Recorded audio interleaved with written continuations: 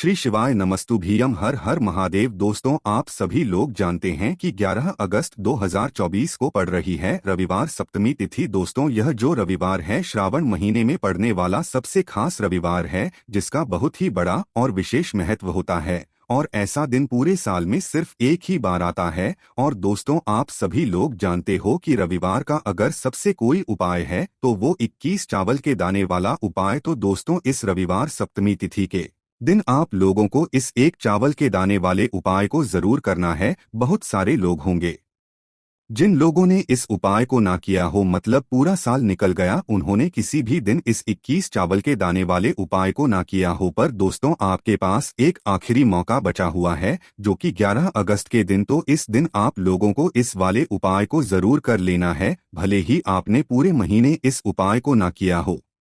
पर अगर आपने इस श्रावण महीने के रविवार के दिन अगर इस वाले उपाय को कर लिया, तो आपको इस उपाय को करने का वो फल मिलेगा जिसकी आपने कभी कल्पना भी नहीं करी होगी।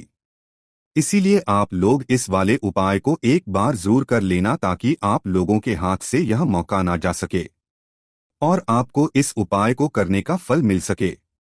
दोस्तों, यह उपाय पंडित जी ने अपनी अभी की ही शिव महापुराण की में बताया है, जिस उपाय को आज हम आपको बहुत अच्छे से समझाने वाले हैं। इस वीडियो को देखने के बाद इस उपाय को समझने के लिए आपको कोई और वीडियो को देखने की जरूरत नहीं पड़ेगी। तो चलिए दोस्तों, उपाय को शुरू करते हैं।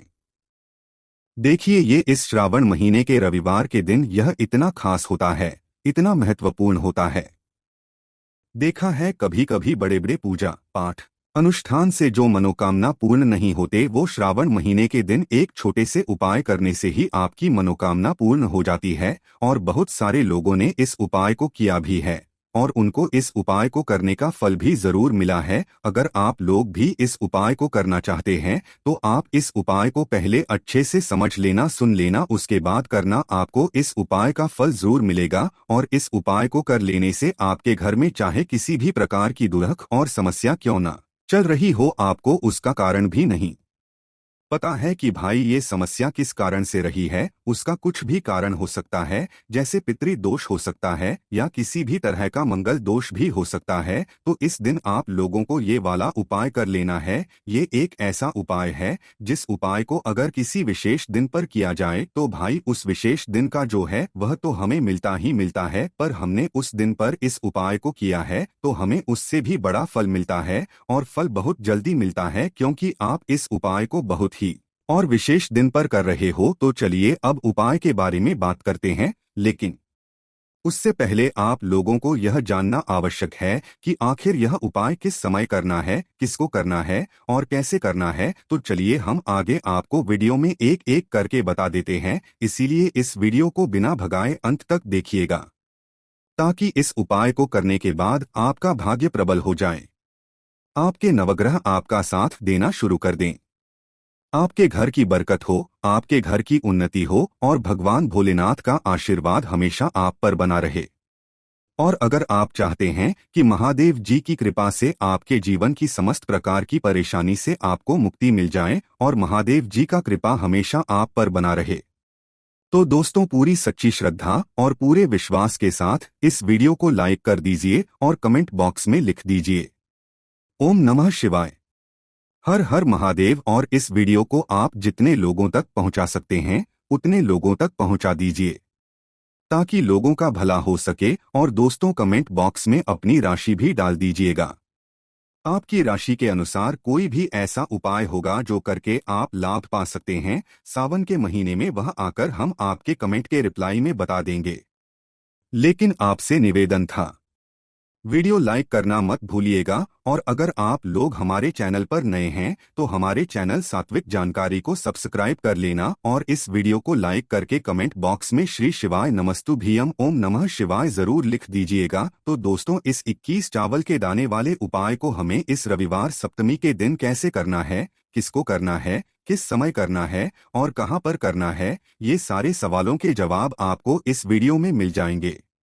और जो ये वीडियो देखिएगा भाई उसको 21 चावल के दाने वाला उपाय जरूर करना चाहिए, क्योंकि इस दिन 21 चावल के दाने का भी बहुत ही बड़ा और विशेष महत्व होता है। और जब बात आ जाए 21 चावल के दाने की तो ये सोने पे सुहागा वाली बात हो जाती है और ये बहुत ही बड़ा उपाय हो जाता है इस रविवार सप्तमी का। तो अब दोस्तों इस 21 चावल के दाने वाले उपाय को आखिर करना किसको है, सबसे पहले हम लोग वो बात जान लेते हैं। तो देखो, घर की जो बड़ी माताएं बहनें होती हैं, उन माताओं बहनों में से कोई भी एक बड़ी माता बहन इस वाले उपाय को कर सकती है।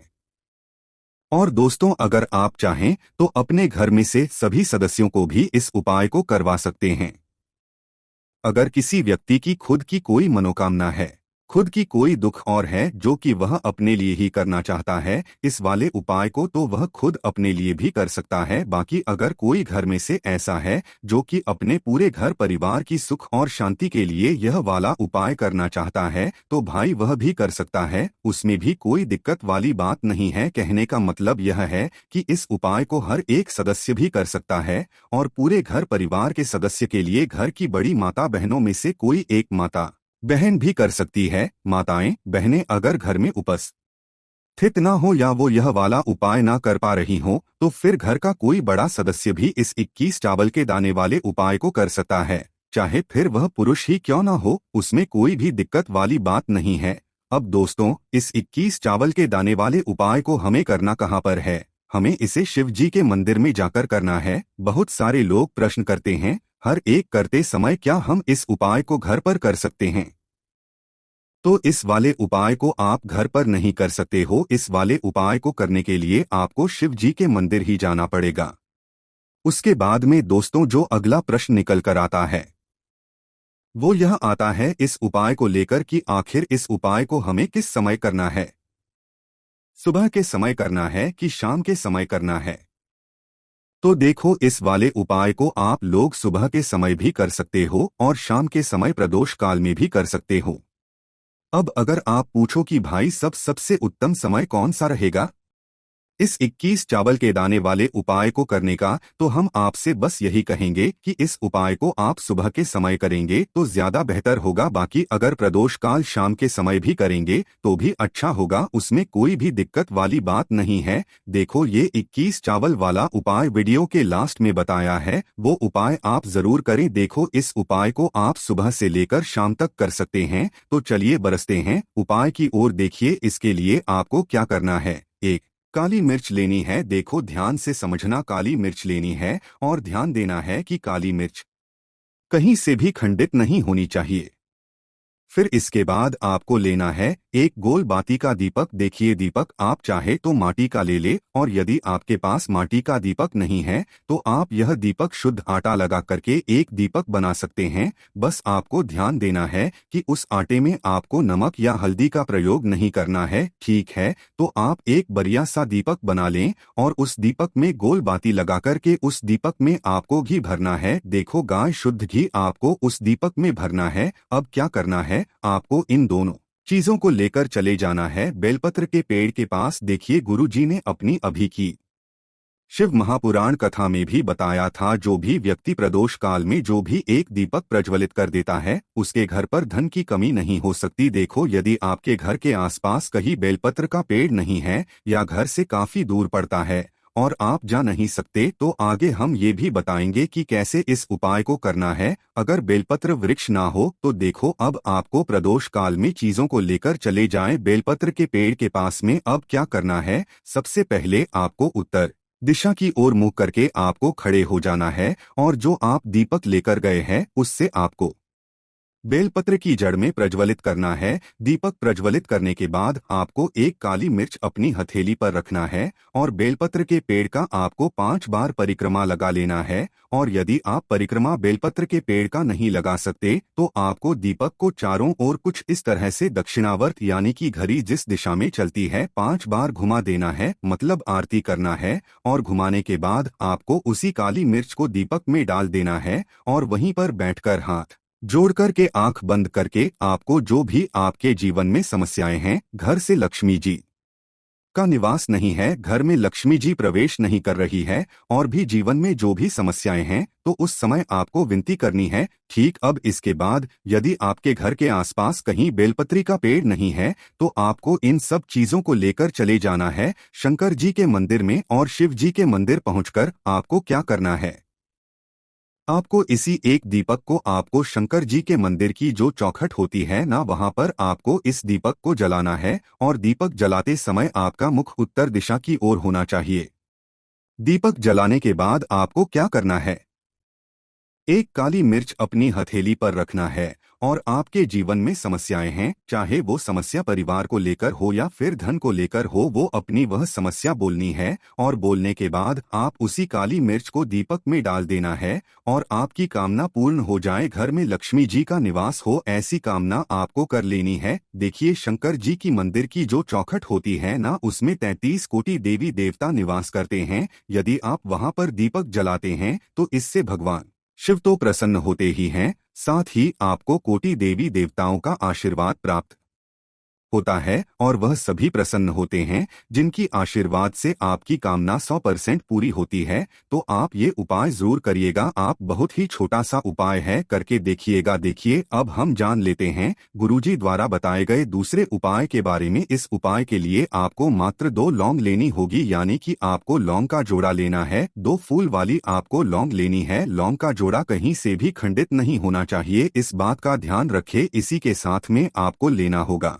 लाल चंदन का पाउडर। देखिए, यदि आपके पास लाल चंदन की लकड़ी है तो उसे घिसकर भी आप चंदन के रूप में प्रयोग कर सकते हैं। यदि पाउडर है तो उसका भी आप अपने उपाय के लिए प्रयोग कर सकते हैं। देखिए, चंदन जो है वो तेज का प्रतीक माना गया है और साथ ही साथ जीवन के अंधकार को दूर करने का प्रतीक माना गया है। के साथ में आपको मात्र एक तांबे के पात्र के अंदर शुद्ध जल लेना होगा अपने घर से। अब दोस्तों, ये तीनों सामग्री लेकर के सीधे आपको पहुंच जाना होगा भगवान शिव के मंदिर में। देखिए, इसी के साथ में आपको एक गोल बाती का दीपक भी लेना होगा। दीपक आप मिट्टी का भी ले सकते हैं, शुद्ध घाटा मढ़कर उसका भी तैयार कर सकते हैं और दीपक में आपको शुद्ध घी का प्रयोग करना है। लेकिन जैसे ही आप इन सामग्रियों को मंदिर में लेकर के पहुंचेंगे, मंदिर में जैसे ही आप चौखट के वहां पर पहुंचेंगे तो मंदिर की चौखट के सीधे तरफ आप जो अपने साथ एक गोल बाती का दीपक लेकर के आए हैं उसे आपको सबसे पहले तो प्रज्वलित कर देना है। यानी कि जैसे ही आप मंदिर की चौखट के वहां पर प्रवेश करते हैं तो उसके सीधे तरफ आपको ये गोल बाती का दीपक प्रज्वलित कर देना है। अब देखिए, जैसे ही आप यह दीपक प्रज्वलित करेंगे तो आपकी जो भी मनोकामना है उससे आपको बोल देना है। आप इस दीपक इस प्रकार से प्रज्वलित करने के बाद इन सभी सामग्रियों को आपको शिवलिंग के पास में लेकर पहुंच जाना है। अब देखिए दोस्तों, आपके पास जो एक तांबे के पात्र के अंदर शुद्ध जल है उसमें से आपको केवल आधा लोटा जल ही भगवान शिव के शिवलिंग पर अर्पित करना है। आधा लोटा जल आपको उसी पत्र के अंदर बचा लेना है। अब दोस्तों, आपके पास जो 2 लौंग है यानी कि लोक का जोड़ा है, उससे आपको अपना नाम और अपने गोत्र को बोलते हुए आपकी जो भी चल रही है, आपके जीवन में जो भी परेशानी उत्पन्न हो रही है, उन्हें आपको बोल देना है। और ये जो लौंग का जोड़ा है इसे आपको भगवान शिव के शिवलिंग पर अर्पित कर देना है। जैसे आप ये 2 लौंग शिवलिंग पर चढ़ाएंगे तो अपना हाथ जो है वहां पर आपको रखना है और महादेव से आपको प्रार्थना करनी है कि मेरे जीवन की ये जो परेशानियां हैं ये सभी दूर हो जाएं। यानी कि आपके जीवन में धन की संबंधित परेशानी चल है, कर्ज की समस्या चल रही है, बच्चों का पढ़ाई लिखाई में मन नहीं लग पा रहा है, घर के जो आर्थिक संकट है वह सभी दूर हो, व्यापार आपका ढंग से नहीं चल पा रहा है, घर में रोग की स्थिति बनी हुई है, यानी कि जिस भी प्रकार की आपकी समस्याएं हैं उसे आपको महादेव से बोल देना है और महादेव से इन सभी समस्याओं को दूर करने के लिए आपको प्रार्थना कर लेनी है। अब देखिए दोस्तों, आपने जो 2 लौंग शिवलिंग पर समर्पित की थी उसे आपको वहां से उठा लेना है और इन दोनों लौंग को आपको शिवलिंग से उठाकर सीधे उससे जल के पात्र के अंदर डाल देना है। यानी कि अपने आधा लोटा जल और बचाया हुआ था उसी के अंदर आपको ये 2 लौंग डाल देनी है और साथ में आप जो लाल चंदन लेकर के आए थे उस लाल चंदन को भी आपको उसी पात्र के अंदर डाल देना है, यानी कि आधा लोटा जल और बचा हुआ है तो उसी आधे लोटे जल के अंदर आपको ये लाल चंदन भी डाल देना है। अब देखिए इस आधे लोटे जल में है जिसमें आपने 2 लौंग डाली है, लाल चंदन डाला है, उसे सीधे लेकर के आपको पहुंचना है बेलपत्र के वृक्ष के वहां पर। देखिए बेलपत्र का वृक्ष यदि आपके घर पर है तो वहां पर आपको आ जाना है। आपके घर के आसपास कहीं भी है तो वहां पर आपको पहुंच जाना है और उसके बाद आपका जो मुख है वह उत्तर दिशा की ओर होना चाहिए और उसके बाद आपको अपना नाम और अपनी गोत्र को बोलना है और पुनः अपने जो भी परेशानियां शिवलिंग के पास में बोली थी उन्हें आपको वापस से बेलपत्र के पर भी बोल देनी है। और ये जो आधा लोटा जल और है इससे आपको पूरा बेलपत्र के वृक्ष की जड़ में श्री इस मंत्र का जाप करते हुए समर्पित कर देना है। तो बस इतना सा उपाय आपको करना है। जो भी आपकी परेशानी है, समस्या है, उससे महादेव निश्चित ही दूर करेंगे। अब दोस्तों हम जान लेते हैं तीसरे चमत्कारी और विशेष उपाय के बारे में। देखिए ये उपाय बहुत ही चमत्कारी है क्योंकि इससे आपके जिम्मे तेज की वृद्धि होगी, यानी कि जीवन से जितना भी अंधकार ही वो सभी दूर होगा। तो इस उपाय के लिए आपको मात्र एक गुड़ का टुकड़ा लेना है। गुड़ का टुकड़ा आपके जीवन में तेज की वृद्धि करता है और साथ ही साथ आपके जीवन से जो अंधकार है उसे दूर करता है। इसी के साथ में आपको 21 चावल दाना यानी कि 21 अक्षत का दाना लेना है। ये 21 चावल का दाना आपके जीवन में सुख शांति को लेकर आता है, आपके जीवन में धन की जितनी भी परेशानियां हैं उन्हें समाप्त करता है। इसी के साथ में आपको मात्र एक हरा मूंग लेना है। हरा मूंग जो है वह बुध ग्रह को प्रसन्न करता है। देखिए हरे मूंग का उपाय करने से बुध ग्रह मजबूत होता है और बुध ग्रह के मजबूत होने से बुद्धि, ज्ञान और विवेक की प्राप्ति होती है। तो ये तीनों ही सामग्री आपको एक एक लेनी है, यानी कि एक गुड़ का टुकड़ा, एक चावल का दाना, हरा मूंग आपको लेना है। देखिए हरा मूंग का दाना और चावल का जो दाना है वो आपको साबुत लेना है, खंडित नहीं होना चाहिए। और इसी के साथ में आपको मात्र एक तांबे के पात्र के अंदर अपने घर से शुद्ध जल ले लेना है। देखिए अब इन सभी सामग्रियों को लेकर के सीधे आपको पहुंच जाना है भगवान शिव के मंदिर में। आप ये उपाय सुबह से लेकर के शाम तक किसी भी समय कर सकते हैं, लेकिन रविवार के दिन ही आपको को करना है। तो सबसे पहले तो ये जो एक गुड़ का टुकड़ा है, एक चावल का दाना है और एक हरा मूंग का दाना है, उन तीनों को आपको उस जल के पात्र के अंदर डाल देना है। लेकिन यह जो उपाय है आपके जीवन की सारी परेशानियों को दूर करने के लिए होता है, लेकिन विशेष मनोकामना तीनों सामग्रियों से ही आपकी परिपूर्ण हो जाती है। देखिए यदि आपके जीवन तेज होगा तो सभी आपसे वार्तालाप करेंगे, सभी आपसे बात करेंगे का जो मान है वह बढ़ता है और 21 चावल का जो दाना है वह धन में वृद्धि करता है, मन की शांति के लिए होता है। और हरा मूंग जो है वो बुद्धि, ज्ञान और विवेक की प्राप्ति के लिए होता है। अब देखिए यह जो एक पात्र है इससे आपको भगवान शिव के शिवलिंग पर धीरे धीरे अर्पित कर देना है। श्री शिवाय नमस्तुभ्यम इस मंत्र का जाप करते हुए और तुम रुकेश्वर महादेव का मन में स्मरण करते हुए। लेकिन तुम रुकेश्वर महादेव का स्मरण करने से जो उपाय है और अधिक प्रभावशाली हो जाता है, तो तुम रुकेश्वर महादेव का स्मरण करते हुए यह उपाय करने से आपके जीवन में जो भी अशांति है वह सभी दूर हो जाएगी। तो इस प्रकार से आपको ये सुंदर सा उपाय कर लेना है। इसके बाद बात करते हैं तीसरे उपाय की। देखो यह उपाय बहुत ही अचूक उपाय है जो आपको करना है। देखो इस उपाय के लिए आपको 2 दीपक लेने हैं। देखो दोनों दीपक आपको मिट्टी के दीपक लेने हैं।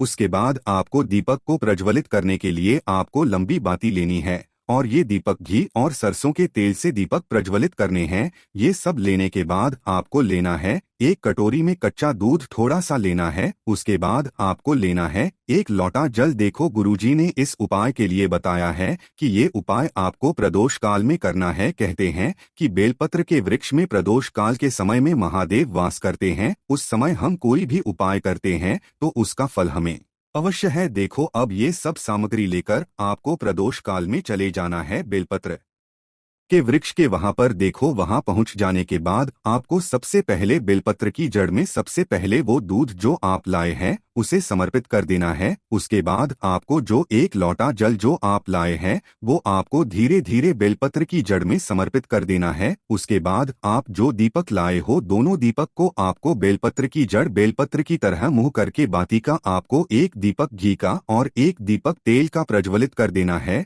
और आपकी जो भी मनोकामनाएं हैं वो महादेव को बोलना है। देखो गुरुजी ने कहा रविवार के दिन पर बेलपत्र की जड़ में दीपक प्रज्वलित कर देता है, महादेव उसकी सभी मनोकामना पूरी कर देते हैं। देखिए दोस्तों, आज के इस वीडियो में हमने आपको रविवार के दिन किए जाने वाले 3 बहुत ही सुंदर से उपाय बताए हैं। जो भी आपके लिए उचित है, सरल है, उसे आप कर सकते हैं। यदि से जुड़ा किसी भी प्रकार का सवाल है तो कमेंट में पूछ लें।